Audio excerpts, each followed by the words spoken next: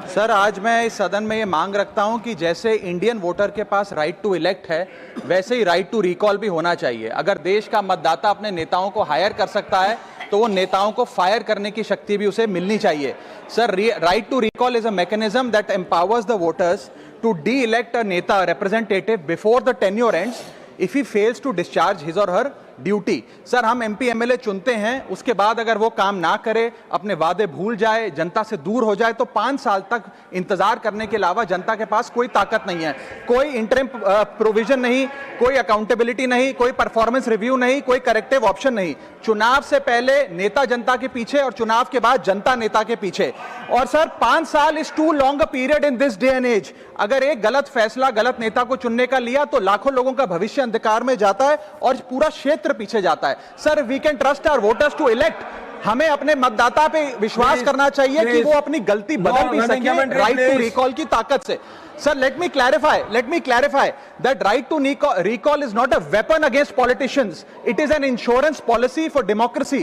और भारत के संविधान में जब आप राष्ट्रपति को इंपीच कर सकते हैं टेन्योर के दौरान, उपराष्ट्रपति को हटाने का प्रावधान है, जजों को इंपीच करने के लिए प्रोसेस लेट डाउन है, यहां तक कि रूलिंग गवर्नमेंट के खिलाफ नो कॉन्फिडेंस मोशन लाकर आप सरकार बर्खास्त कर सकते हैं।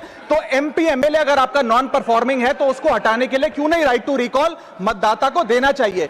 दुनिया की 24 से ज्यादा डेमोक्रेसीज में राइट टू रिकॉल का मैकेनिज्म लागू है, जिसमें यूएस, कनाडा, स्विट्जरलैंड जैसे देश है। मैं आपको उदाहरण देता हूं सर, कैलिफोर्निया में एक गवर्नर क्रिस डेविस नाम के नेता 2002 में चुने गए। उनके कार्यकाल में मैसिव पावर कट हुए, एनर्जी क्राइसिस हुआ, बजट की मिसमैनेजमेंट और गन शूटिंग की वारदातें हुई। उसके चलते 1.3 मिलियन कंस्टिट्यूएंट्स ने एक पिटीशन साइन करके दी कि इन्हें रिकॉल किया जाए। वहां के चुनाव आयोग ने रिकॉल वोट कराया 7 अक्टूबर 2003 को और 55% मतदाताओं ने वोट किया कि इस नेता को बर्खास्त किया जाए। ग्रे डेविस को हटाया गया और आर्नल्ड श्वार्ज़नेगर को वहां पे गवर्नर बनाया गया। सर, मैं बता दूं कि हिंदुस्तान में भी इसका प्रेसिडेंट है। कर्नाटक, मध्य प्रदेश, महाराष्ट्र और राजस्थान में रिकॉल मैकेनिज्म ग्राम पंचायत के स्तर पे लागू है और ग्राम सभा के लोग मतदाता वोट करके उन्हें वापस बुला सकते हैं। सर, लेकिन इसका मिसयूज ना हो इसलिए हमें सेफगार्ड्स भी बनाने पड़ेंगे। एक थ्रेशोल्ड रखना चाहिए कि 35 से 40% मतदाता अगर साइन कर दे तभी राइट टू रिकॉल वोट करवाया जाए।